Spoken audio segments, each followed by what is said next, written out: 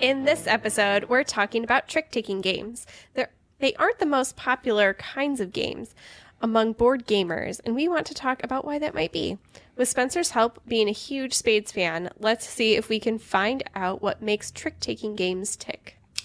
Yep. So I think that let's first define what a trick-taking game is. I don't know that it's required, but I think if you're an avid board gamer, it's entirely possible you've heard the term or just haven't played it. But essentially what a trick-taking game is, you normally have a number of suits. Normally one of those suits is going to be a trump or a lead or something along those lines. Everyone is going to play a card into the middle, and whoever has the highest of that lead suit or the highest trump will take that trick. At the end of a round, whoever has the most tricks wins that round. Oftentimes, these are played in teams, but not always. Oftentimes, it's required to have, 4 players or something like that, like a set number of players, but not always. But really the idea is I can take cards and I take sets of cards and I may or may not win. And the scoring can vary wildly from game to game. So let's start classic. Let's start Spades. Spencer, you love Spades. I love Spades. Why? And actually, how does Spades play? All right, so Spades is a 4-player game with 2 teams. You always have to sit across the table from your team member. It's played with a poker deck, like most trick-taking games are. You deal out all 13 cards for every hand, and you keep playing hands until you get to the end score, which is usually 500 points. And some of the specifics that people play by vary, of like how many points you get for that or whatever. But like the basics of it is you and your partner bid how many tricks you think you can take. You can't talk about what you have in your hand. You go around counterclockwise from the dealer. Say, I think I can take 3 tricks. I can take 3 tricks. Say everybody bids 3. That means that you and your partner each have to collectively get 6. And then it follows very much the formula of what you're talking about. Spades are the trump suit. You can't play that unless you don't have any of the lead suit. Have to follow suit. And then high card wins. Spades trumps the high card. So the high spade will win over whatever else. And then you get 10 points for every trick that you bid. If you're playing with sandbags, once you get to 10 sandbags, you lose 100 points. Sandbags being you took more tricks than you said you were going to take. That's right. And then there's usually a component where you can bid nil, which is the idea that I'm going to go through this hand without taking any tricks, which is interesting. I think you see a lot of some sort of variant of this in trick-taking games, where you're usually going to get more points or to win a hand, but there's this inverse strategy where it just flips the whole game around. So if I'm your partner and I bid nil, you're going to make sure I don't take any tricks, and both members of the other team are going to try their best to try to get me to take a trick. And that's really much the game. Yeah, very equivalent to shooting the moon and hearts. Yep. Or So if you and I bid 3 tricks apiece, so we need to get 6 between us. Yep. I can get 5 and you can get 1, Yep. as long as we get 6 between us. What happens if we get less than 6? Then you don't get any points. 0 points. So you are incentivized to bid as many as you can for certain take. And that's where the whole sandbags things comes in, where I know that I can take 4, but I'm only going to bid 3 because then I know I'll take those 3 and I'll get an extra one. But if I get too many extra ones, that's a penalty as well. Yeah, if you play without the sandbag rule, it becomes a very conservative game, especially if you're ahead. Because, you can be late in the game, maybe you're up by 200 points. Well, I'm just going to bid. I can easily take 4, but I'm just going to bid 2 because the other team's not going to catch up. So that sandbag rule means that you have to take every bid really seriously because you never want to be off. You're going to not get anything if you lose there, and if you get too many extras, you're going to lose a bunch of points too. So why do you like this game? Well, I think some of it's just sentiment, because I grew up playing this game. Everyone in my extended family played this game. My whole extended family on my mom's side would get together, 5 or 6 times a year, and every time we got together, there was a game of Spades going on. So I grew up playing it. I love it. Every time I sit down and I play a game of Spades, I'm reliving all of those times. And that's really my approach to games in general. I have a handful of games that I really enjoy. And while I'm open to playing new games and doing new things, there's nothing like a classic game that I've gotten to know, because I'm bringing all of that previous goodwill into the game with me. We did mention that you were part of the Cult of the Old on our Cult of the New episode. Yeah. Which is nothing wrong with that. Sure. But that is one of the reasons why. Kitty, what is your favorite classic trick-taking game? You can't use Spades, and you can't use Euchre because I'm going to use Euchre. Well, it sticks me with Hearts is the one that I've played. But I've heard that like having Hearts as your game makes you like a liar and a cheat. Hearts is a game of thieves. I love There it Hearts. is. Hearts is fun. That's actually the one I grew up playing. But once I learned Spades, I think Spades kind of took over because I think there's more nuance there. Hearts is not a team game. You play just on your own. But you still play 4 players usually. It is you have to have 4 players. I think you can play with a blind hand. You can play with a dead hand. dead So hand, yeah. describe Hearts. So Hearts is gosh, I haven't played in so long. Very similar to Spades. You play 4 players. A suit is led, but with Spades, you want the spades. With Hearts, you don't want the hearts. Any heart in your hand is a negative. And shooting the moon is when you try to get all the hearts. Yep. There's also, is it the Queen of Spades? Queen of Spades counts as it's 13 It's 13 points. So each heart is a point, but it's not about whether or not it's in your hand at the beginning. It's whether or not it's if in you the trick take that it you in the take. trick. Right. So you're trying to get rid to not have hearts in your tricks that you take. Yep. So you want to and it's kind of a reverse trick-taking game where you want to get rid of all of these cards. You don't want to have any. And this one, Hearts ends when you hit a certain score, right? And then the lowest score wins. I don't remember exactly. I think believe so. Yep. It's like golf. Yep. And when I play Hearts, and I haven't played since college, but I was always like, I want to get all the hearts. I want to collect everything. Shoot It's the worth the moon. risk because it's so cool when it happens. It's fun. Well, yeah. I mean, when you can pull it off, it's maybe you play 20 games of Hearts. You can lose 19 times, but if you win once shooting the moon, it's totally Yep, worth it. Totally worth it. So my game is Euchre. Euchre is a very Midwestern game, spelled Euchre. Now, Don't ask why. Don't ask why. I thought there was a K in there. Nope. It is, as far as I know, I've I'm never gonna met lose anyone my Midwest ticket. I know. For saying that. I've never met anyone outside of the Midwest who knows of the game or has played it. They might have heard of it. But the way Euchre plays is you only use the cards from 9 to ace. And you deal out all the cards except for, just, again, 4 players. You did all the cards but 4. So you have 3 blind and you flip up the top one and you go around the table and they decide whether or not the suit of the card that was flipped up should be trump or not. And you can say pass or pick it up, and the dealer would pick it up and they would put another card face down. So the dealer has a trump card automatically if that was ordered up. If your partner orders it up, then you have more trump between you. But if one of your opponents orders it up, you have a trump and they are just going to work around it. So they might order up a low 9 or 10. If it goes all the way around, the dealer gets the chance to pick it up, and if they don't, they flip it down. And then around again, everyone gets to call trump, or had chance to call trump if they want to. And if they can't call trump of the card they just flipped down, but what they're trying to say is, I'm going to call trump of something where I can take 3 or more tricks. I think it's 3, because there's 5 total tricks in the game.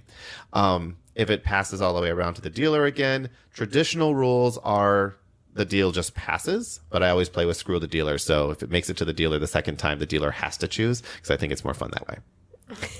And then the game proceeds with the person to the left of the dealer leads, and high card wins, takes the trick. You can't play trump until trump is broken, being you couldn't follow suit, so then you can play trump to take the trick.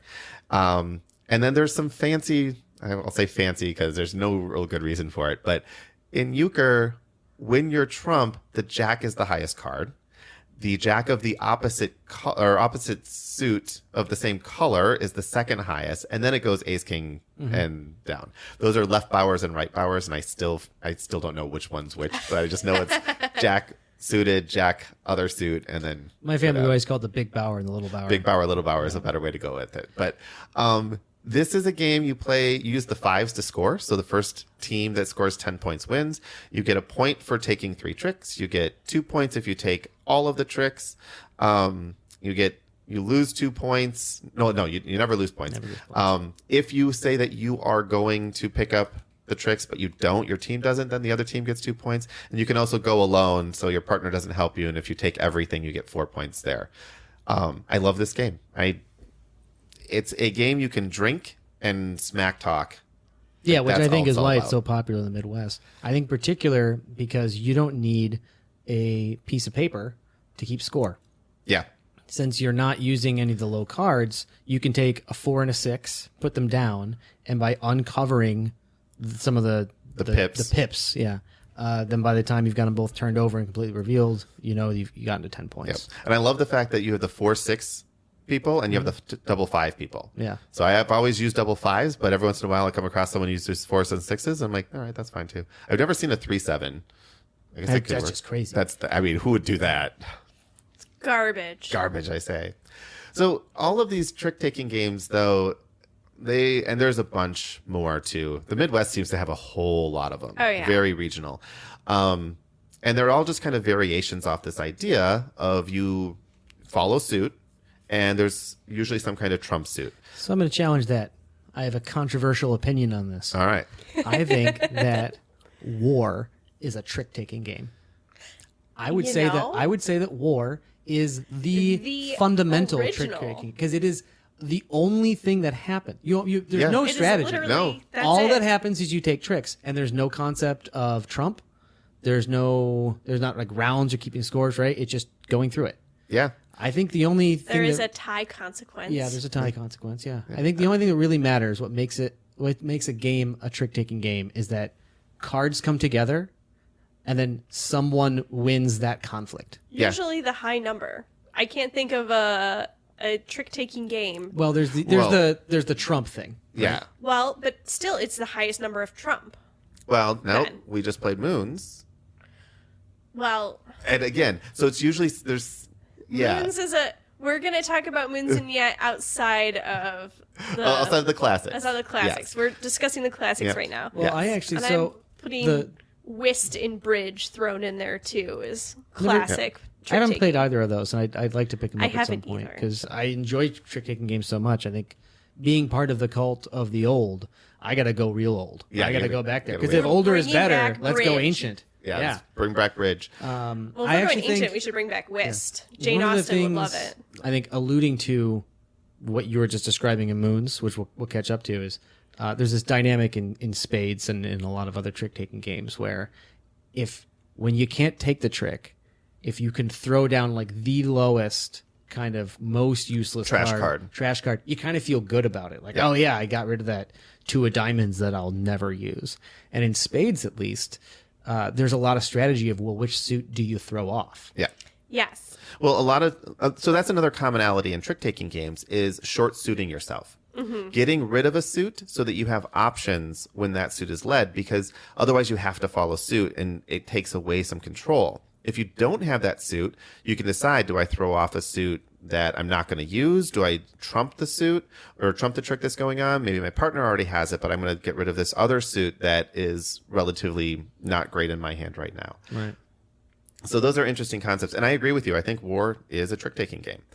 In fact, so from Board Game Geek, Terrence, you're getting mentioned a lot in this podcast.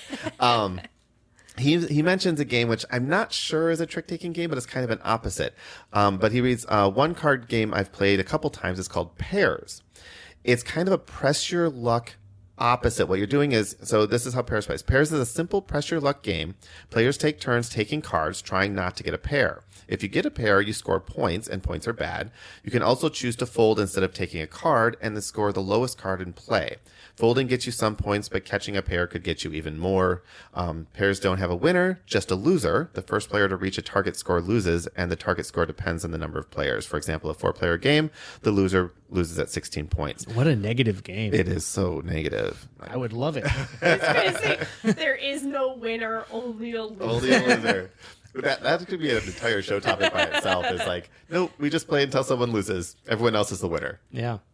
Which maybe that's a good way to go about it. But this is the same kind of concept where you're trying not to take a trick, right? You're trying to like, I'm risking it. How far can I go without taking a trick? But it's kind of in the same line of War where like, and I agree with you. I think War is absolutely a trick-taking game.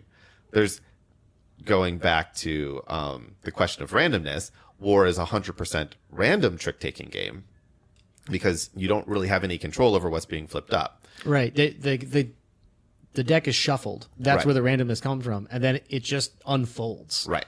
It's really a game of shuffle this deck and then see who won. Yeah. It's already determined. Yep. Is Egyptian Rat Race a trick-taking game? Describe the rules. So all the cards are dealt. You place a card in the middle until a face card comes up. If you play an ace, the person who plays next has 4 chances to turn up a face card. If not, you take all the cards from the middle. I would say based on that one line alone, sure. I don't And feel like it's a trick-taking game. it's sort of an edge case because I do think You're collecting cards. if War is one, it feels very similar to War. Well, but War is your... So to me, a trick is cards facing off, and then whoever wins gets those cards. You won that trick. That's not what's happening in this game. An Egyptian Rat Race. It's you like at some point you can jump in and grab the cards, right? But that's not really a trick. Well, it's It's because like- it's it's like a based on pot what that's building comes up. out. It is like a pot that is built. Yeah. But Yeah, I think it's the only game that It's exists close, like but that. I think the line It's is somewhere between race, Egyptian Rat Race, and War. Well, let's go to games that are actual trick-taking games, but are now have a little bit of a modern twist to it. And we have 2 that we've played recently. Both of them are very clearly trick-taking games, and they both add additional elements to the trick-taking aspect to make it a little bit more interesting. The one that's recently came out, actually the one that sort of came up with the idea for this show, is Moons. We talked about Moons a few episodes ago. It jumped up on the hotness list on Board Game Geek. And it's like, oh, it's a trick-taking game. So let's talk about that one first. We just played that today. Moons, if you're not aware, is it's literally moons. Planets in our solar system become the suits. So there's 4 suits. Jupiter, Uranus, Neptune, and Saturn. Saturn. So those 4 suits, and then each one of those suits has a number of moons that go along with it. There are 17 moons tokens for each planet, and those moon tokens they're just Sitting 4 in different sitting types in of a tokens. pot in the middle of the table. Right. When you lead for your particular moon, and I'll use colors because it's easier. There's yellow, blue, brown, and Gray? grayish. Yeah. I would call it orange. Orange. I'm gonna throw out right now. I felt like the colors sometimes weren't distinct enough. Yeah, they were pretty close. But whatever the case, we put the colors range from 1 to 14. The cards within the colors range from 1 to 14. If I play a 14, Kitty has to follow suit. Spencer has to follow suit, and the highest card wins. But if I played a 14, I'm always going to win because Moons doesn't have a trump. Instead, what Moons has is if you can't follow suit, you can play offsuit, obviously, and the lowest offsuit card also gets a benefit from that trick. So in Moons, if I take the trick, I can choose one of the 4 moons out on the table in relation to as long as it matches a card that's in my tableau. At the very beginning of the game, you're going to pick 3 cards to be in your tableau. So if I take a trick, I can take one of those. If I don't take the trick, but I play the lowest offsuit, I get a moon of the type of that card. So you can get up to 2 moons per trick, essentially. At the very end of the round, whoever has the most tricks can take another moon that matches something in their tableau. If you didn't take any tricks at all, you can take any moon you want. And then the moons at the very end of the game, you keep playing until you run out of moons or until everybody's been the dealer once. The moons at the end of the game combine together to be your score. And that's kind of set collection score. So what Moons does is it takes this concept of tricks, removes trump, but adds this element of low cards can still be valuable. We were just talking about normally it's the low card are really bad, but in this game having some low cards could be good as long as you can play them at the right time. And then the scoring isn't about how many tricks you take overall, it's about how many moons you can collect and how you can score those sets at the end of the game. Yeah, I think Moons is, at least in my experience, kind of unique as well. Obviously, I do think this idea of like a modern tabletop game built on top of trick taking it's a small space. It hasn't been explored a lot. And what I like that Moons has done is abstracted a layer on top of that. Yep. Right? A lot like, Nyet, which we'll get to, I think does a lot of playing with the nature of a trick-taking game and how that works. Moons takes this idea of like, okay, yeah, we mess around with what it means to how you take tricks a little bit. But then winning the trick is just the first step. Right. Now there's this sort of meta game that you're playing with the tokens, and that adds on top of it. So there's really two different layers of the game there. I thought it was really cool. Yeah. And then, Kitty, you want to describe the Asteroid cards because you had a ton of them in our last game. I did have a ton of them. So the Asteroid cards they're like no suit, but you get a mini Asteroid card when you play the large size Asteroid card.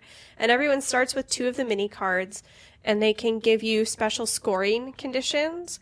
They can allow you to trade cards from your hand to anyone's tableau. They can allow you to trade tokens 1 for 1 with another player. And there's a card where you can get a Shield yourself. Yeah, it's a shield. The don't mess with me. Yep. You might say these Token. cards introduce an element of randomness into the game, They do. Definitely. depending on your So definition. the scorecards don't have to be revealed. The mini Asteroid cards are played before you play your larger moon card in a turn. Yep. So it adds another element of, kind of strategicness to it, and luck, because the mini Asteroid cards can be just give you different ways of scoring your token at the end of the game, or it can be like, okay, I can screw over Kitty. Actually, Spencer, you did more of this, by taking away moons from her that would give her completed sets, but they gave you completed sets. Yep. So it was more of a way of adding some more player interaction in there. And neither of us won because of it. I dragged you down to my level. Yeah. Well, all 3 of us lost that game. Sydney. I did play an asteroid heavy strategy, and it did not pay off. Yeah. Well, and that's the interesting thing about this game, too. So we mentioned the asteroid cards. There's big asteroid cards and little ones. The little ones are the things that you can play to do stuff. The big ones are just played to get little asteroid cards, but you can use them in place of your card that you're going to play for that trick, or you can use it with a card that you're going to play for that trick. So that's where I got tripped up a little bit in my sort of the execution of a few of my hands. And I think the asteroid cards are actually probably really vital, the big asteroid cards, to properly playing out your hand. Because managing to make sure that you get those low card moons, as well as winning the tricks, is really the big thing here, right? You can't get a lot of moons unless you're winning both the low and the high. When you're not taking the trick, you want to be the low one as much as possible.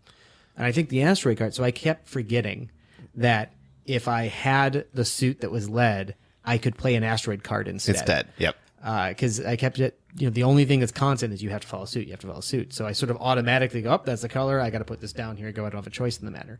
I forget it. In some ways, it's almost like an inverse trump. Yeah. Because it doesn't win the hand for you, but you can do it to not follow suit when you would normally have to. And you want to save your suit. Yeah. Save your 13 because the 14 was just played, and you have the 13, so I can put the asteroid out there. Or save your 1. Or save your 1. Yeah. Yep. So this one is interesting. Like I say, it adds this set building scoring to it, and it's also a short game. Like you're never going to play more than the number of rounds equal to the number of players. I don't think you could get more than 4 rounds. Yeah, I don't think so either. And I think the game actually plays up to 6. Made it into the 4th round. Yeah. So it does play to 6. If you did play to 6, I don't think the 5th and 6th person would ever have a chance to deal. And in that case, it might be to your advantage to put a high card in your tableau to start, because that's how it determines where the first player is. Yep. But there's also maybe you don't want to lead. I made the mistake of leading in the first and taking that trick when if I had not done that, I would have ended up no tricks, but I would have had enough low cards where I would have been able to pick a moon at the end. But you can't throw off those 14s like you can. I guess you can throw them off suit. Yes, you'd have to throw them off suit. But I'm not sure what the strategy is. I guess if it's the only one played, it is still technically the lowest offsuit. Yep. But what it really does is it does add this element of, I want to try it again. I want to try a different strategy.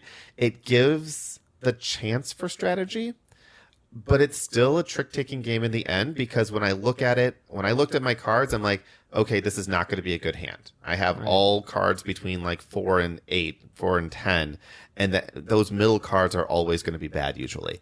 So I'm like, all right, this is just going to be a throwaway hand. I'll see what I can salvage from it. Now, Nyet, on the other hand, adds a different level to this. Now, what Nyet does is at the beginning of the game, before you even start playing, you have all your cards, and it's the same thing. You have 4 suits. There's a trump. You sometimes high card takes it, must follow suit.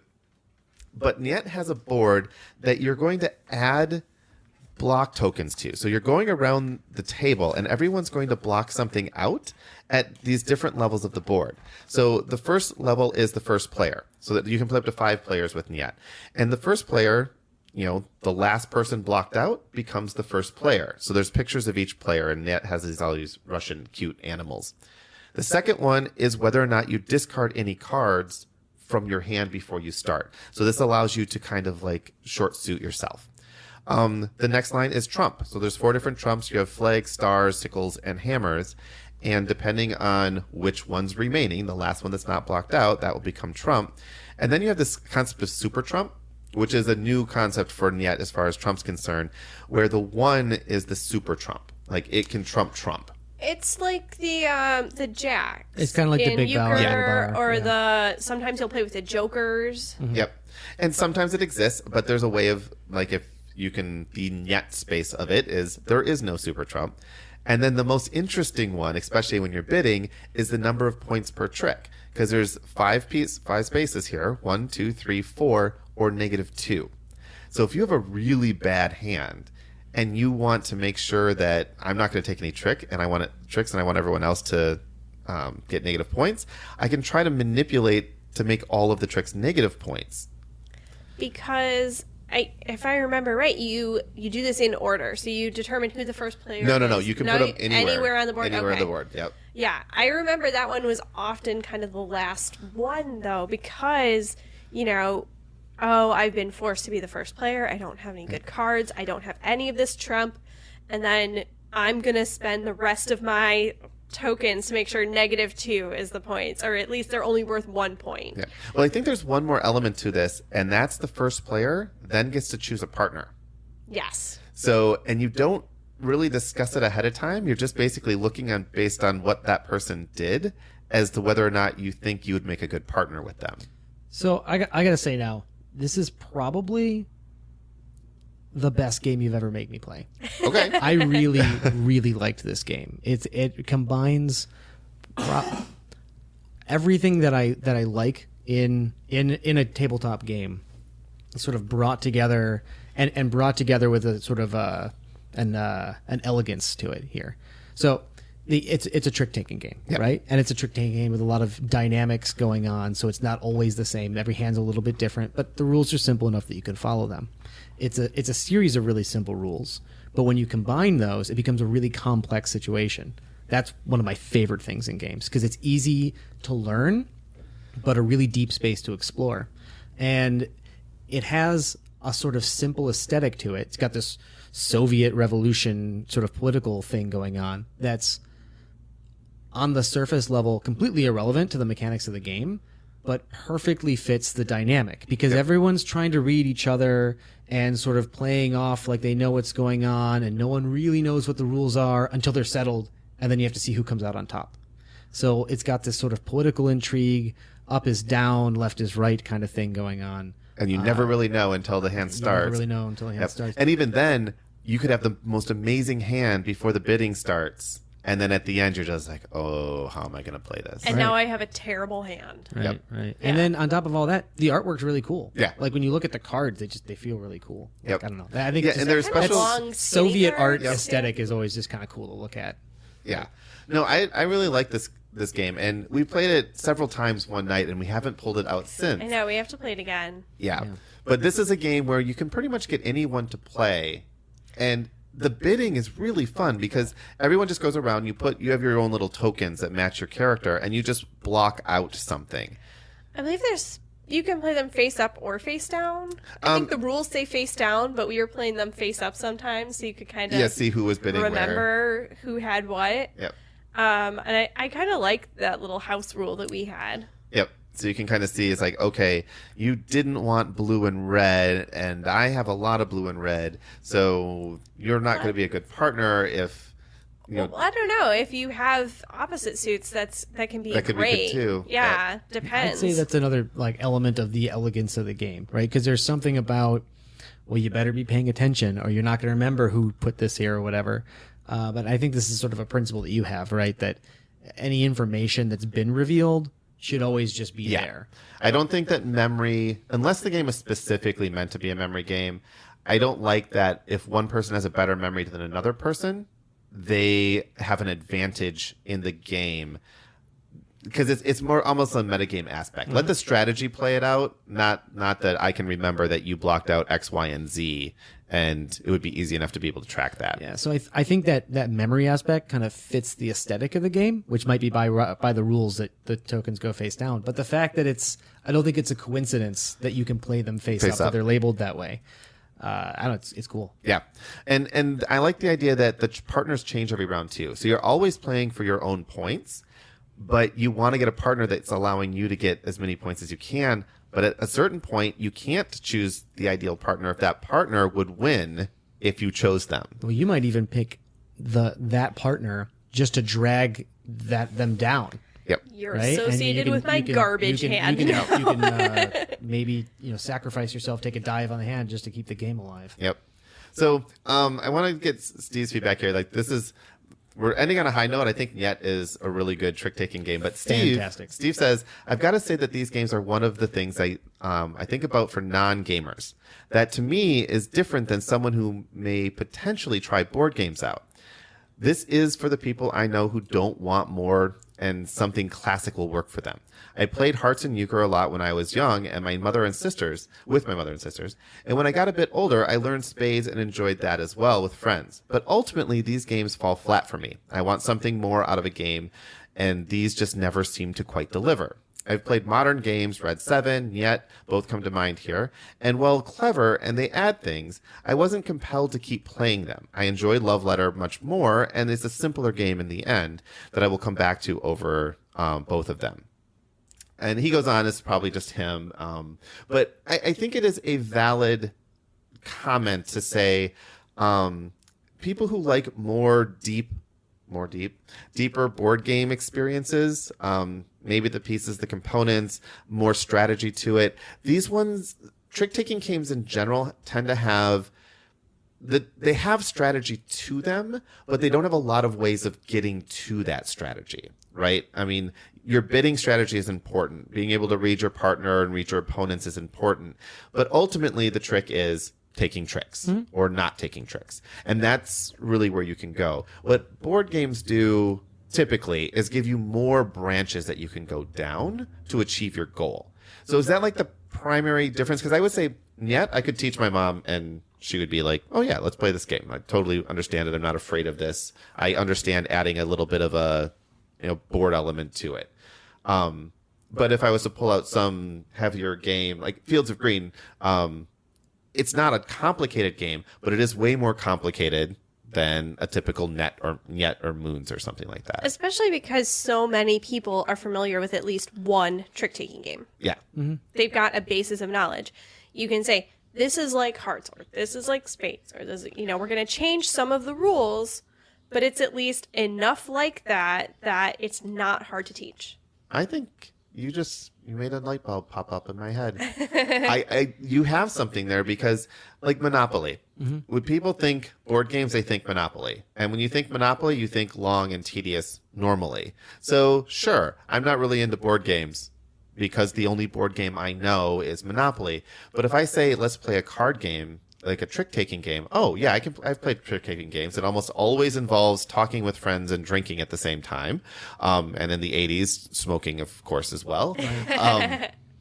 But now, like, if you say, oh, let's play this trick-taking game, they have something to associate it to that goes back to being fun.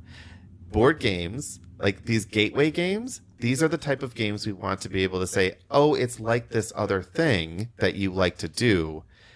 And then you can build on top of that. Like Santorini. It's like complicated tic-tac-toe. Yeah. It's like, oh, you've played Connect 4. It's just like that, but in 3D. Yeah. Right. And, Steve's comment here of basically saying, these trick-taking games aren't his thing, and he's familiar with them. I totally get that. It makes sense. It is a different kind of experience. And while I think it's great that so many people are familiar with trick-taking games that you've got that as sort of a gateway or a segue. I think that's part of why there aren't that many, games like Nyet and Moons, because when you get into more of the gamer board gaming community, I think people think a deck of cards and they think bros playing poker. Yeah. And they're like, that's not me. I don't want to do that kind of thing. Right. Which is kind of like if you went up to a bunch of bros playing poker and you said, hey, you want to play Race for the Galaxy? And they'd be like, that's not me, bro. Right. Yeah. So I think it's cool that there's games that are kind of bridging the gap there. Yeah. Yep. Yeah. And I would say, I think we would all recommend Nyet to any board gamer. I would recommend Nyet to. There's enough to this game where I would still potentially, if you're going to classify something as a filler game, it could be this because it does play fast, but there's enough depth there and the box is nice and portable. It's a solid game. Moons, I'm still on the fence about. It's a little simple. Yeah. I'm not sure if the set collection makes it different enough to make it better than some of the more classic ones I've played. I think it adds a layer of complexity to it. It kind of, that irks me a little bit just on a personal level, because as we kind of saw at the end of our game there, it's hard to realize who's winning. Right. Yep. And there's the secret element of you can have special cards that change the way it's scored, which, it increases the complexity of the game. But to me, complexity in and of itself isn't always good. Right. I also feel like my organizational skills were a detriment because I like to have my sets set out where everyone can see them. And Chris had this just pile of tokens. And I know he says that he wasn't trying to do it on purpose, but it was really hard to see what he had. And I had mine all lined up. And at some point I just scrambled mine. So. But I think that Chris is a good cheater, and that's fine. You should be proud of how good you are at cheating. It was not my intent to make it difficult to read the tokens. But I think that it does Just go a happy back coincidence. to Spencer's point of it's really hard to tell who's going to win. Because even if you see all the tokens out there, you can only really count what's on the board. And you never know what those secret cards are going to do. It's kind of reminiscent of a point salad game like that. Not as severe, right? Yeah. But I guess to that point, if you really like point more. salad, but if you really like point salad games and you kind of like trick-taking games or whatever, this kind of, it's a lightweight combination. I will of the say two. Moons is probably kind of a point salad-y trick-taking game. Yeah. Because you're collecting sets at the end and you have multiple different ways of putting those sets together, which is giving you these different bowls of points at the end. So Still mad. I know. That's weird. You won last week. I know. We were using the wrong score. Who knows if I actually won? Well, I think we did a pretty decent job on Trick Taking Games. Spencer, thanks for helping us out. You're welcome, I guess. So, I mean, it was nice having your negativity turned around to a positivity towards Trick Taking Games. You positive about that? No, not really. All right, Kitty. So thank you for listening, and remember, we love your feedback. So consider leaving us an iTunes review, email us with comments or questions at tabletopgametalk@gmail.com. Visit our site, tabletopgametalk.com, to learn more about becoming part of the conversation. Finally, a huge thank to our patrons, Emil Giljam, Shane Poole, George, Adam Harrison, Tom Bly, Jason Strong, Lucas Hartsoe, Michael Ohl, Josh Arntz, Trevor Olson, Brian Arnold, Sean Kelly, Joseph Lee, John Merkel, Daniel Shepard, C. Marie, Rudy Liu, Benjamin Hamowitz, Jerry Huang, Alex Brown, Mike Smith, and Terrence Miltner. Well, that's a lot of supporters. If you'd like to support us via Patreon and be auto-entered into all of our giveaways, you can find out more at tabletopgametalk.com/Patreon. Until next week, when we talk about traveling with games, keep playing games and having fun. Good night.